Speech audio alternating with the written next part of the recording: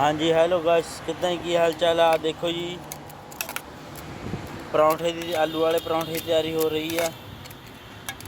नमक मिर्च पा के आलूआं दे विच रलाया जा रहा।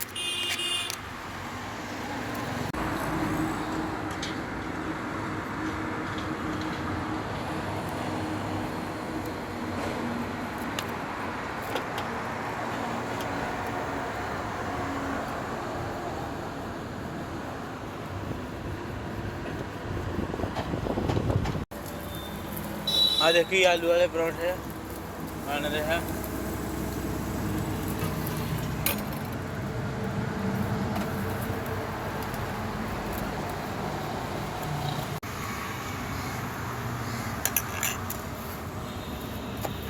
देखो जी आलू वाला परौंठा बन के तैयार है।